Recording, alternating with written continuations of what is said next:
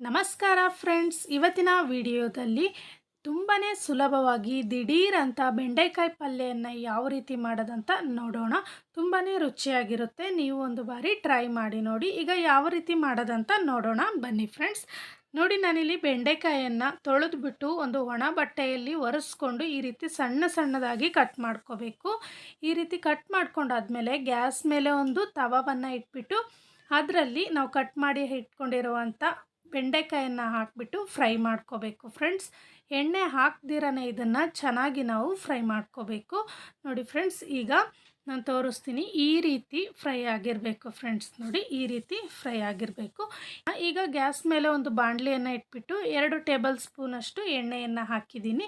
ಎಣ್ಣೆ ಕಾದ ನಂತರ ಇದಕ್ಕೆ ಒಂದು ಸ್ವಲ್ಪ ಸಾಸಿವೆಯನ್ನು ಹಾಕ್ತಾಯಿದ್ದೀನಿ ಮತ್ತು ಕರಿಬೇವಿನ ಸೊಪ್ಪನ್ನು ಹಾಕೋಣ ಫ್ರೆಂಡ್ಸ್. ಹಾಕಿಬಿಟ್ಟು ಒಂದು 2ರಿಂದ 3 ಹಸಿಮೆಣಸಿನಕಾಯನ್ನು ಕಟ್ ಮಾಡಿ ಹಾಕ್ಕೊಂಡಿದ್ದೀನಿ.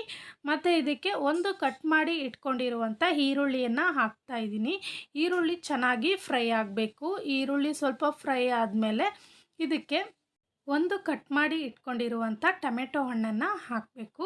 ಟೊಮೆಟೊ ಹಣ್ಣು ಹಾಕಿದ್ಮೇಲೆ ಇದನ್ನು ಕೂಡ ಫ್ರೈ ಮಾಡ್ಕೋಬೇಕು ಫ್ರೆಂಡ್ಸ್. ಟೊಮೆಟೊ ಹಣ್ಣು ಸಾಫ್ಟ್ ಆದ ನಂತರ ಇದಕ್ಕೆ ರುಚಿಗೆ ತಕ್ಕಷ್ಟು ಉಪ್ಪನ್ನು ಹಾಕಬೇಕು ಮತ್ತು ಒಂದು 1/4 ಟೇಬಲ್ ಸ್ಪೂನಷ್ಟು ಅರಿಶಿಣವನ್ನು ಹಾಕಬೇಕು.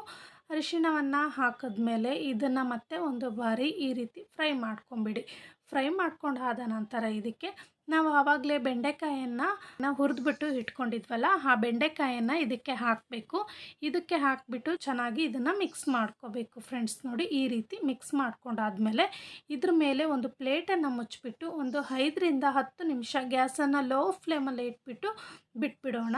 ಇದಕ್ಕೆ ನೀರು ಹಾಕಬಾರ್ದು. ನೀರು ಹಾಕ್ದಿರಾನೇ ಇದು ಬೆಂಡೆಕಾಯಿ ಬೇಯಬೇಕು ಫ್ರೆಂಡ್ಸ್. ಹಾಗಾಗಿ ಲೋ ಫ್ಲೇಮಲ್ಲಿ ಇಟ್ಕೊಂಡು ಒಂದು 10 ನಿಮಿಷ ಬೇಯಿಸ್ಕೊಂಬಿಡಿ.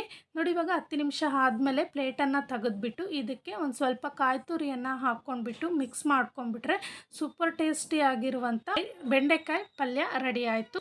ನೀವು ಒಂದು ಬಾರಿ ಟ್ರೈ ಮಾಡಿ ನೋಡಿ. ತುಂಬಾ ಈಸಿಯಾಗಿ ಮಾಡ್ಬೋದು. ಈ ವಿಡಿಯೋ ನಿಮಗೆ ಇಷ್ಟ ಆಗಿದೆ ಅಂದ್ಕೊಂಡಿದ್ದೀನಿ. ಇಷ್ಟ ಆಗಿದ್ದರೆ ಪ್ಲೀಸ್ ಲೈಕ್ ಮಾಡಿ, ಕಾಮೆಂಟ್ ಮಾಡಿ, ಶೇರ್ ಮಾಡಿ. ನಮ್ಮ ಚಾನಲನ್ನು ಸಬ್ಸ್ಕ್ರೈಬ್ ಆಗಿ ಪಕ್ಕದಲ್ಲಿರುವಂಥ ಬೆಲ್ ಬಟನನ್ನು ಪ್ರೆಸ್ ಮಾಡಿ ಆಲ್ ಅನ್ನೋ ಆಪ್ಷನನ್ನು ಒತ್ತಿ. ಇನ್ನೊಂದು ವಿಡಿಯೋದೊಂದಿಗೆ ಬರುತ್ತೇನೆ. Thank you. Bye bye.